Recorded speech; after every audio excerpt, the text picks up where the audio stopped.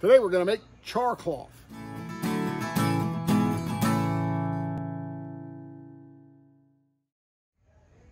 Today I'm going to show you how to make char cloth. Some people call it char paper. I've heard it called just plain char. Whatever you refer to it as, it's the same thing. It's a piece of cloth that's been carbonized. It's been heated so much that it turns basically to carbon. And it's used to catch a spark from a flint and steel when you're trying to make fire. Now, whether that's using a flint and steel or using some other kind of fire starter, it's just something to catch a spark. If you're using a piece of char, all you got to do is catch one ember, one spark, and you can start a fire. To make char cloth, you just need some basic materials, starting with some cloth. Now, this is denim. This came from a pair of Levi's blue jeans that I bought at Goodwill for about $2. 100% cotton material, you need that. It could also be some canvas, like we've used a piece of canvas drop cloth before, but for today I'm going to use these blue jeans.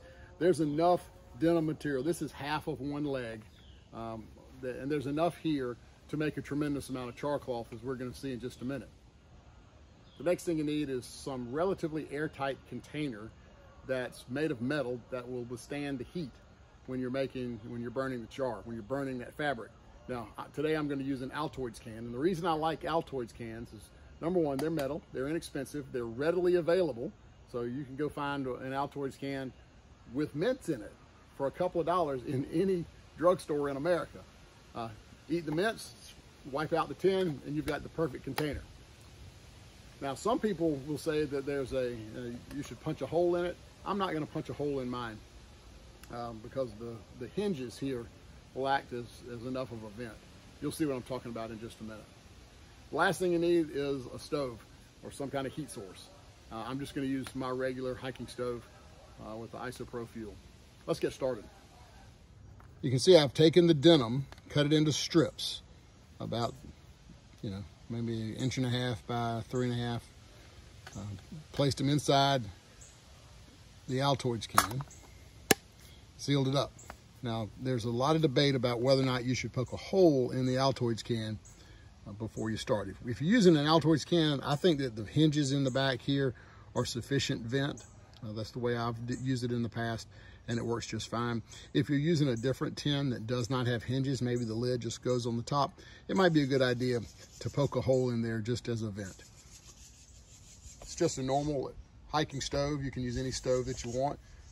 In addition to my camp stove, I've also got a pair of tongs, a lighter, and an oven mitt, because that Altoids can is going to get pretty hot during this process.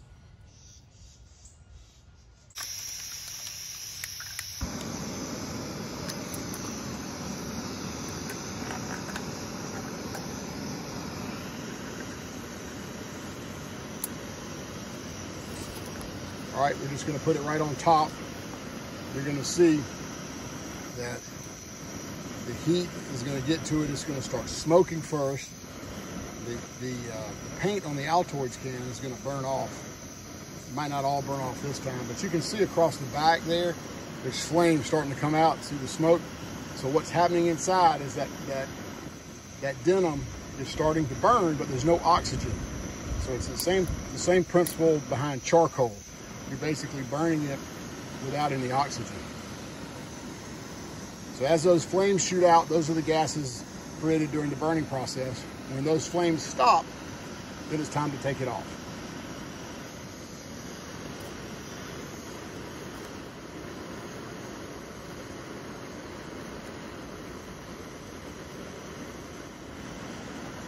You can see across the back particularly, the flames are starting to shoot out, or continuing to shoot out. This is just that process of carbonization of that 100% cotton cloth, that denim from the blue jeans. While that's burning, I'll show you another one. This is an old Altoids can that I've used. And you'll notice here in the bottom that it's actually started to separate where it's gotten hot before. So now I just use this one for storage of the char cloth, and I don't use this one on the fire anymore. But it's possible to burn up this steel in the can. So you get 3 or 4 uses out of each Altoids can before you've got to get a new one. You notice that the only flame now is from the flame itself from the stove. There's no more smoke, no more flame coming from the char inside the box. So now we're going to take it off.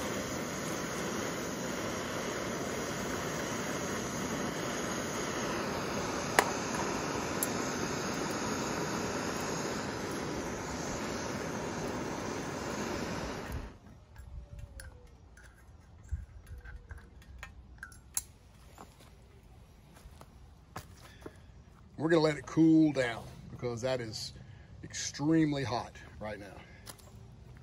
Let's give it a try here. Yeah, and look, it's looking pretty good. So this is the char. I'm gonna take the Altoids tin now and open it up, and look at that. There's our char cloth. You can see how much it reduced down. So that each one of these pieces can be used to start a fire. I like to store it in the tin. So this stuff, as you can tell, it's pretty brittle. You can look, it tears pretty easily, right? But to start a fire with it, you've just got to catch a spark. And I've got a little fire starter here. See if I can show you what I'm talking about. So here's just a little fire starter. This is Walmart, I think.